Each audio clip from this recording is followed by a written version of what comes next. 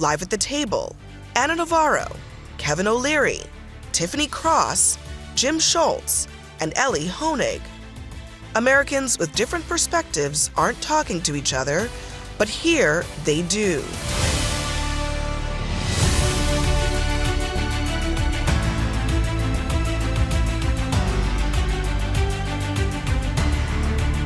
Good evening. I'm Abby Phillip in New York. We begin tonight with breaking news.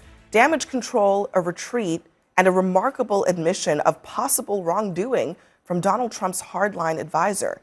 Tonight, Stephen Miller is conceding that agents in Minneapolis may not have followed protocol before the fatal shooting of Alex Preddy. And in a statement to CNN, the White House Deputy Chief of Staff pointed the finger at the agents on the ground for Homeland Security's initial characterization of the shooting. Now, Miller's about-face is coming days after he called Preddy a would-be assassin, and he suggested that Preddy was a terrorist. Vice President J.D. Vance also retweeted one of those posts, by the way. Also tonight, the drumbeat is growing louder for Trump to fire DHS Chief Kristi Noem, including Democratic Senator John Fetterman, and now Tom Tillis, who is the first Republican senator to call for the ouster of both Noem and Miller. Anna Navarro, are you surprised, or what do you think it indicates that Stephen Miller, who normally doesn't back down on anything, is rushing to try to defend himself, to deflect blame, to say that it was someone else's fault and not his, even though he has an extraordinary amount of power in this White House? I think what it says is that they are getting an extraordinary amount of backlash from the country. I think, including Republicans, including conservatives. I think Americans have had it. I think Americans will not be lied to. Frankly, they chose to, they killed the wrong guy, right? Because this is like the perfect guy. Alex Preddy is the guy you would want to date your daughter.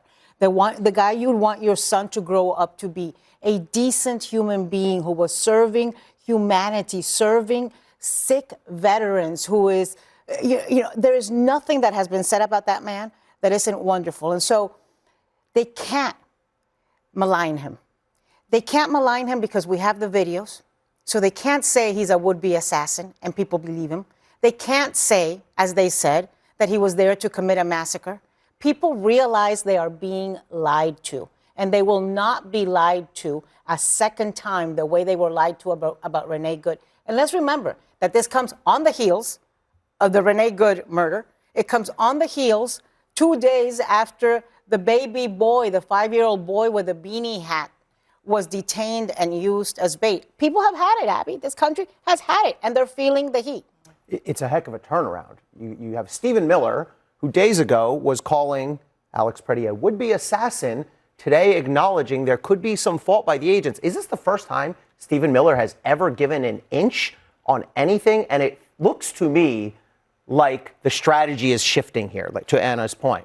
The strategy is changing. All of a sudden, you see the leaders sort of backing off and trying to push responsibility down to the ICE agents on the street. And I should add, this is exactly why we need a full and fair and independent investigation, because this is a new fact that we didn't know before. Now, I have real questions about the investigation as currently constituted will be full and fair and independent, but this is an important revelation. Yeah, and I also wonder, I mean, really, are we really going to say that it's the CBP agents on the ground who are responsible and not the people actually pushing the policy from the White House, the people putting quotas, the people even allowing Border Patrol to be in the interior of the United States as opposed to on the border? Is that really what we're doing here, is casting the blame to the little guy as opposed to the people in charge? Well, you've seen, look, Stephen Miller was very instrumental in the America First Policy Institute, was the architect of a lot of these things that the administration is doing on immigration, was out in front on this issue. The reporting says that Kristi Noem had checked up the chain, including to Stephen Miller, as to what she said publicly. Constant contact with the White House is what they said she was in on the day of the shooting. So now you're seeing Stephen Miller, who, notably, reportedly was not in that meeting with the president on Monday night when you had Kristi Noem, Corey Lewandowski, the chief of staff. He's not in that meeting. That tells you something when you're not in a meeting. So the fact that he's backtracking on some of these things and that they're starting to shift gears, not surprising. I mean, they lied when it was so clear they were lying. And I think that is unfortunately the effect that this MAGA cult movement has. We saw the same thing with Renee Good. We all saw what we saw, but all it took was enough of them to say, oh, no, no, no, she was trying to run him over with her car. And then across the board, you saw people present it as though it's a debate. Well, what did you see and what did you see? And it blatantly was not. I want to commend CNN's Sarah Seidner for being on the ground, because she was one of the first people that I heard, maybe other people did, but she was one of the first people to blatantly say they are lying. It is clear they are lying. We saw, and that is so important to the credibility here. Furthermore, there's a reason why we have not seen a resurgence of the Proud Boys.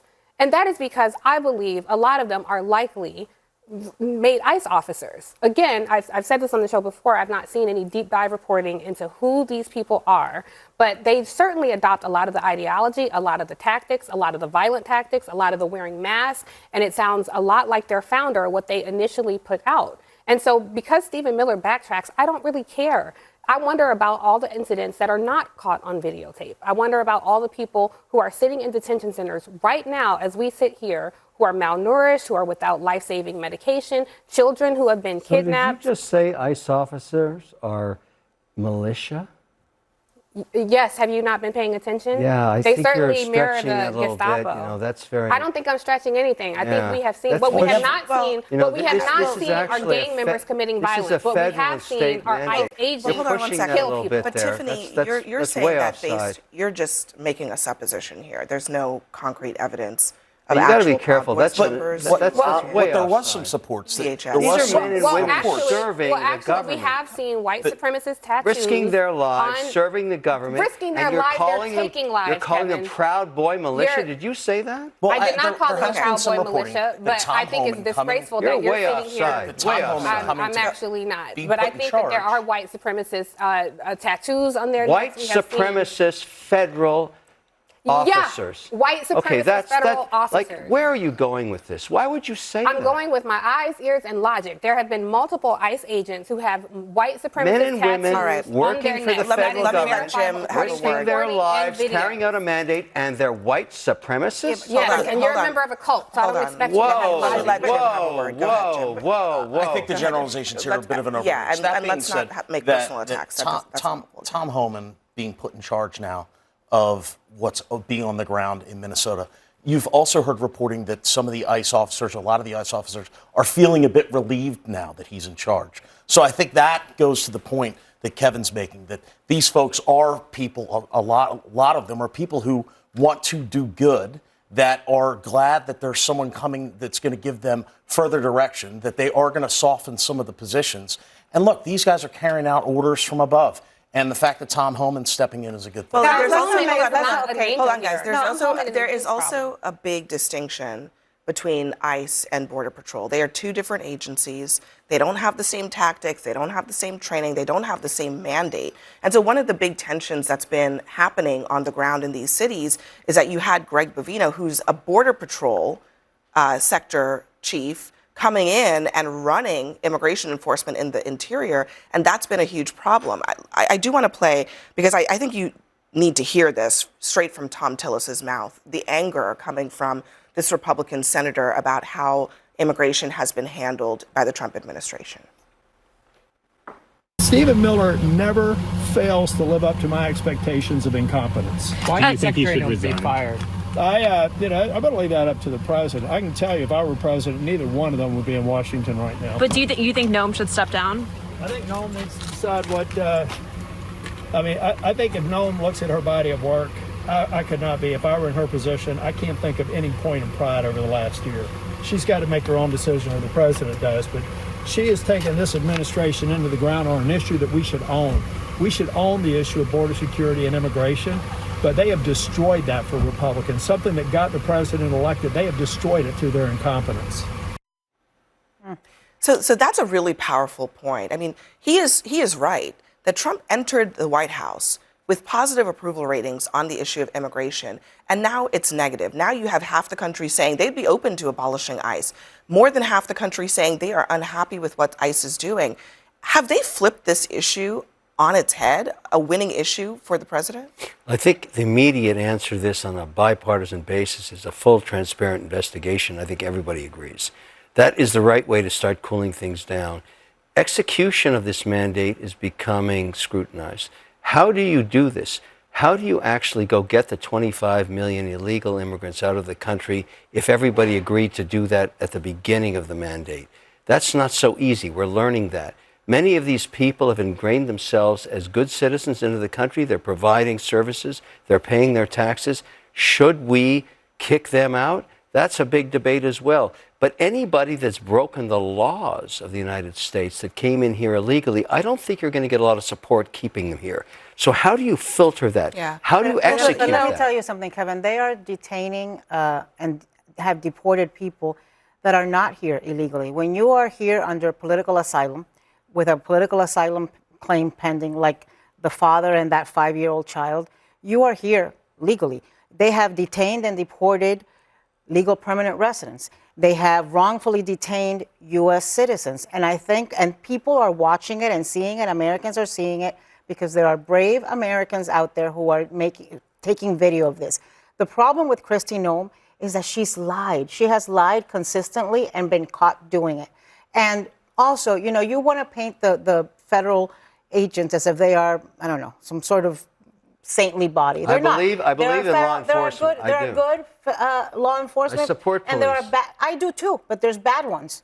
We have seen that there's bad ones who are prosecuted But that doesn't- and held let me- accountable. let me jump in for a but second. That doesn't make 98%. But that's what distinguishes us from countries like Venezuela, Nicaragua, and Cuba. That when there is bad law enforcement, we hold them accountable. And also remember that this force is very different than what we have known before, because these federal agencies have increased dramatically in a very short time. So the level of training they are getting, the level of vetting they are getting, and then a woman gets killed, and the vice president in this administration tells them they have absolute immunity.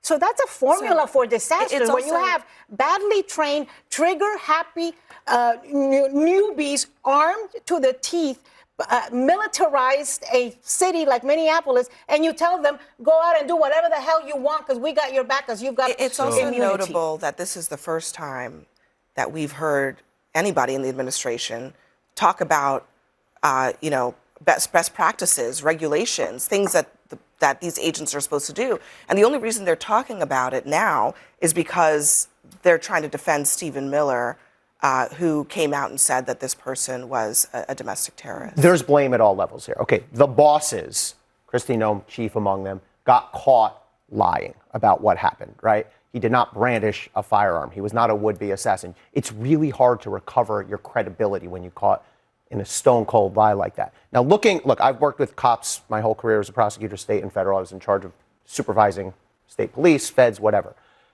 What you're seeing on the ground from these DHS officers, many of whom are Border Patrol people, as you note, Abby, is not high-level policing. And I'll just give you one example. I think what you're going to hear out of this investigation is the reason that we decided that lethal force was necessary because we saw he had a firearm in his waistband, right? It looks like in the back. Do you know how many NYPD officers stop somebody every day in this city who's got a firearm on them, sometimes illegally? That does not open up the floodgates to shoot that person, right? It happens all day long. Good cops, experienced patrol cops, New Jersey State Police, NYPD, FBI, DEA, they don't just open fire when someone's got a weapon in their jacket, in their waistband, in their pocket. You need more than that. You need an imminent threat of death or serious bodily injury. And so the level of street-level policing we're seeing from these folks is badly deficient. They are not trained to do street-level policing. Exactly. And to your point, dozens of guns were recovered by Minneapolis police last year. They didn't kill a single one of the people carrying those weapons. So there's a training issue here, but there's also perhaps is it all there's an happening in accountability Minneapolis? issue Why here. is it all Minneapolis? Kevin, we actually have a lot more to talk about, so hold your thought. We'll get to it on the other side of this quick break. We're getting our first look at the official DHS account of the shooting, including how many agents actually fired shots in this incident, but they're leaving out some very important details. Plus, breaking news tonight, a man attacked Congresswoman Ilhan Omar at a Minnesota town hall. We'll discuss that next. I don't know.